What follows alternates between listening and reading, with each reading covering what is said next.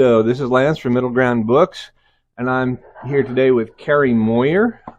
He's a son of our soil. He's a cyclist. He is caseworker,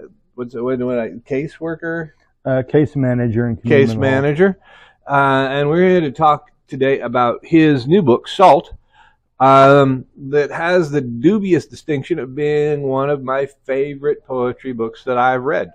And so this is kind of the long form. If you guys saw us on Facebook, this is for people who actually want to listen to us talk about it. There's probably 8 of you who want to listen to our oddcast about, life poetry and etc. So first of all, Kerry, for people who may not know you, how would you introduce yourself? Well, I'm a Kansan. Started writing when I was a teenager. I'm a poet, musician, work with people, try to help kids, I'm a member of this community. I'm an artist. Try to be a decent human. Well, and it's kind of granted, it's kind of a hard question. Like, how do you introduce yourself? And that kind of depends on who you're talking to. But part of the thing about poetry is it provides a source of intimacy for us as moderns that is just frequently we only know one another in our society on a superficial level, and poetry is a way where we get to know a lot about somebody in kind of a fairly compressed setting, but usually it's not only about them, but frequently it's about us as well. So I'm going to read an example from Salt. It's called Dad at the Wheel. Is that all right? Cool. So this is Dad at the Wheel from Kerry's book. I'm 9 again in Dad's calico convertible. Its panels like autumn leaves, one panel blue, another yellow, another rust red, everything bright and dying. I sit on a torn seat and my mother is with my father again. Father's hands twitch, one on the wheel, another clasping a white beer can, cigarette at his lips. His blonde hair blows in the wind, his eyes blue and feral under wide blue skies. I feel that touch of wild in me, grown, 51, whenever I stretch, whenever I drive. Now, what I'm going to ask is the question that everybody asks about art, but sometimes they fail to ask it about poetry. What's it about? I mean, for me, poetry is a snapshot. It's obviously wordcraft.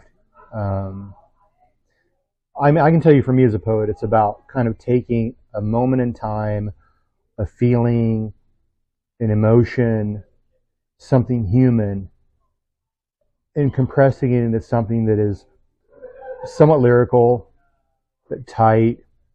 I just want everything, as a poet, I want my poetry to be short, concise, like a gut punch, to get somebody to think about what I'm trying to communicate. Although what I'm trying to communicate may not be what they take from it. Yeah, and I think we all have different experiences with our parents, with our moms, with our dads. We have different associations for, like, maybe somebody has a different association for a convertible or for autumn or for, everything being bright and dying. In this poem and many others, you live through your complicated feelings about your dad and about life, and it bears a lot on who you are as a person. People can essentially read you like a book. Why do you do it? Like, it would be so much easier to not to. Or you could write it and put it in a drawer in your desk and say, that was a thing. So why? Yeah, why write it so that anybody... So, and if you can pick up this book and you can read these tremendously intimate, vulnerable, important things, significant events, events that are memorable. So why do you do it? I don't know that I have a choice. Like, I think the writing part is like, it's just kind of my creative process, but the creative process is also about, like, some of us working through something, right? In a way that I don't want to, like, reduce the work to, like, literary therapy, right? But I think that many of the poems in this book, along with the other books I've written, they're relatable. I think they all dial back into like the human condition, like what we deal with when there's trauma, stuff with relationships, the human things, right? Like that's what it's all about. And not every poem is about something specifically, something I've dealt with, but I think that poems, as a rule, are a short, somewhat concise, creative, beautiful way to talk about human. Okay, I'm going to push back a little bit. Okay. Because you could do that, stuff it in the drawer, it never sees the light of day again. Why do I make it into a book? Why make it so that anybody for the price of admission can read this? Well, I mean, because maybe it can help them. Maybe it's something they can dial into, relate to. Mainly, I just want them to enjoy the poetry. Like if they find some meaning in it, something that they can relate to, and whether it helps them work through something that they've experienced in their life or whatnot, that's fine. But mainly, I just want them to experience poetry and what it is, because I do a short, concise, narrative style of poetry that I feel like, number one, like it doesn't take a ton of time to read through it and work through it, but it's also all stuff that almost anybody can relate to, even if they don't have the experience directly. They've read about it, they've heard about it, they know somebody who's experienced it. Again, it's just something that they can experience.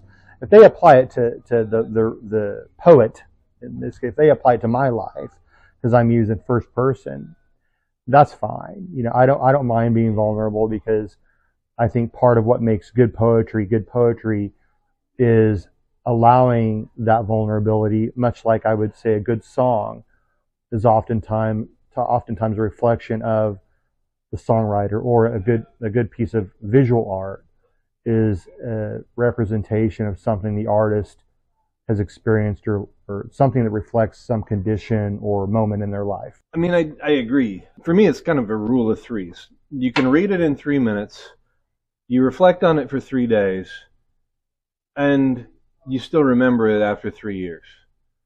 That it's something that is still with you. And a lot of the poems in this book, they hold up.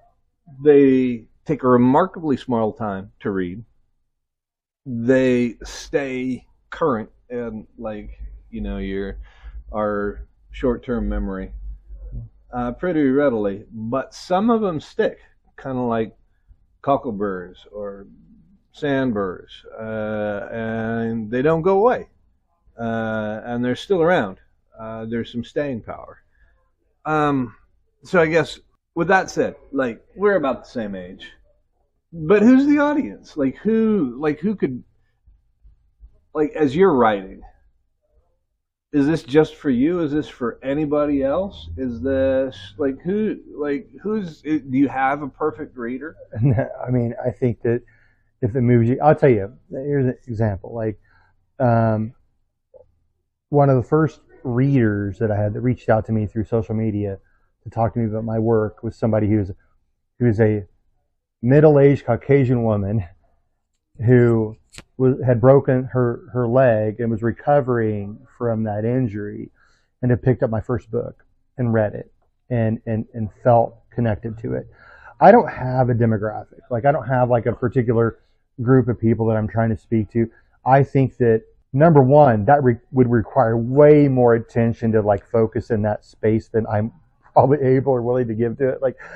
I write the words because the thought, the feeling, the impulse, the muse takes me there. Whether it's something I'm personally experiencing or something I observe in the world, I'm just writing about that. And as far as who is going to take it in and read it and enjoy it and find meaning in it, I don't really think about that. I can say that over the years of being a poet and writing and putting books in the world, I am always surprised at the diversity of readers that I have. And also a lot, I don't know if a lot, but several over the years, a number of my readers have told me they don't read any other poetry. They like my poetry. And And of course, I encourage him to explore other work. But I think that there's an every person quality to some of the stuff I write. Okay. So I'm gonna again push back just a little bit. Sure. So one of the things I like about Kerry's work is the remarkable absence of bullshit. Like, there's no pretense. He's not pretending to be anybody else. He's not writing to be popular or writing to make some profound statement. Or you know what I'm talking about. Like, you've read those poems that, oh, I'm going to say something important. And these poems really don't have that feel. They're everyday clothes. They're the jeans that you always wear. They're the shirt that you wear. They're your favorite hat. They fit us. And when I say us, I mean those of us who live and breathe in the place where we live and breathe. And it makes me not hate it. It makes me really like it. And there are some poets that I really don't have much patience for. Because there's a lot of pretense. There's a lot of things that they're saying in order to be important or popular, some other thing. So I guess when you talk about poetry and you talk about not having a particular audience, why salt? Why is that the title for the book? Well, kind of like you spoke to, like the language I choose, right? I choose accessible language because I want the poetry to be accessible, right? Salt is, I mean, historically is it's a valuable spice. It was a commodity. Had a value. We talk about the metaphor of salt of the earth. Like, so for me, like there's an earthiness and a value and a meaning to the word. And the original title of the book was going to be "The Salt We Share," which is actually one of the poems in the book. It was about observing my oldest son and his transition into manhood, and looking at this idea of what his mother and I have shared with him, like salt being like the saltiness of life, the salt of the earth, like what we give to him, right? And but I decided to reduce the title or just limit it to one word, is because number one, I thought the one word salt is as people can take that term and they can apply whatever they want to it. You know, it's a relatable word that has meaning across in a lot of ways, like as a commodity that had value through history, as the metaphor of you know, like I talked about earlier. So that was really the reason I chose that word, because I think that at the end of the day, I write to people that I would consider like the salt of the earth. Well, thanks a lot, Kerry. And yeah, I really hope do come out and check out Kerry Moyer's new book. Hold that up, Kerry. Salt Poems by Kerry Moyer. It's a really good collection, and again, we have it down at Middle Ground Books, and do come out to join us on the 26th of July at 2 p.m. And it's gonna be a celebration. So again, many thanks, and we'll meet you in the middle. Kerry, thanks for joining. Thanks for having me.